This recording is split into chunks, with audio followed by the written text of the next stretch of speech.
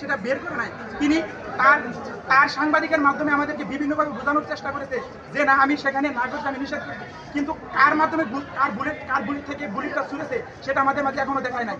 এর মানে হলো এখন আমরা বুঝতে পারছি তিনি যেভাবে আওয়ামী লীগদেরকে আমাদের মাঝে বিরিয়ে দেওয়ার চেষ্টা করতেছিলেন, সমঝোতার একটা চেষ্টা করতেছিলেন, তিনি সেই গুলির জন্য উস্কানিদাতা, তিনার নির্দেশে সেইগুলি হয়েছে এবং সেটার বিচার আমরা চাই, সেটার বিচারও করতে হবে।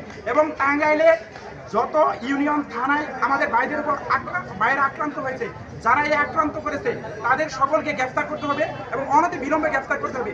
আর টাঙ্গাইলের ভিতরে যে অন্যায়কারীরা সন্ত্রাসীরা এখনো আছে তাদেরকে যদি গ্রেফতার না করে আমাদের এই আন্দোলন আজকে আমরা মাত্র আধা ঘন্টা, অর্থাৎ আমরা সেখান থেকে বের হওয়ার সাথে সাথে আমাদের ছাত্র জনতা যেভাবে বের হয়ে আসছে, অর্থাৎ যদি তারা গ্রেফতার না করে আমাদের এই আন্দোলন তীব্র থেকে তীব্রতর হবে এবং টাঙ্গাইলের শুধু ছাত্র না সকল জনগণ নেমে আসবে এবং তাদের এই দুঃশাসনকে আমরা রুখে দেব।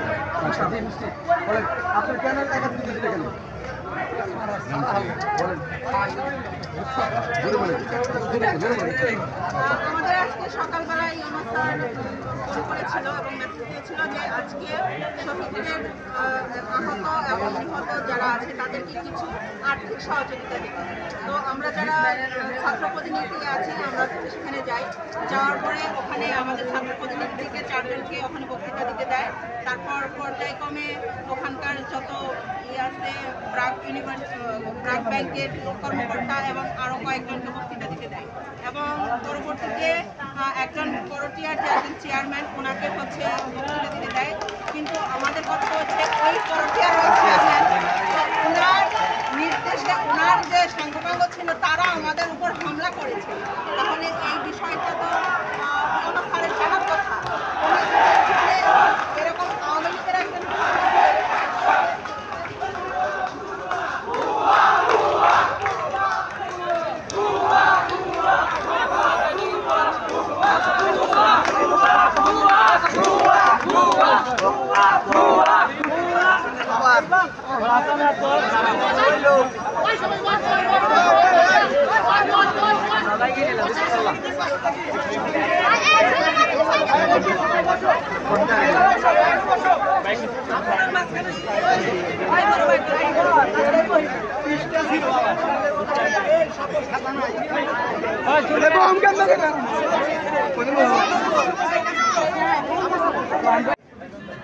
লাউডলি বললো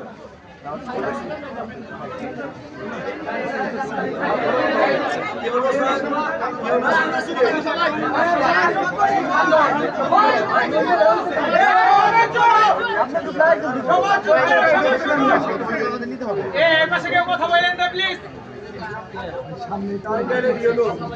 উনি দুর্নীতির সাথে জড়িত, আমরা বারবার রিপোর্ট পাচ্ছি, কিন্তু আজকে উনি আওয়ামী লীগের কিছু চেয়ারম্যানকে নিয়ে যারা এজাহারভুক্ত আসামি তাদেরকে নিয়ে আমাদের ছাত্র প্রতিনিধি যারা আমরা এই দেশ সংস্কারের জন্য যুদ্ধ করছি তাদেরকে নিয়ে সে ওই জায়গায় বসিয়েছে।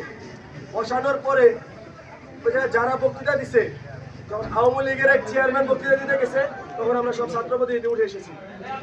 উঠে আসার পর ওনার যে পূর্বের যে অপকর্মগুলো ছিল সেগুলো আমরা ছাত্রের জন্য ঐক্যবদ্ধ হয়ে ওনার প্রত্যাহার দাবি জানাইছি। আমাদের ডিসি স্যার ওনার প্রত্যাহারের জন্য উপর মহলে কথা বলে প্রত্যাহার নির্দেশ নিয়ে এসেছে।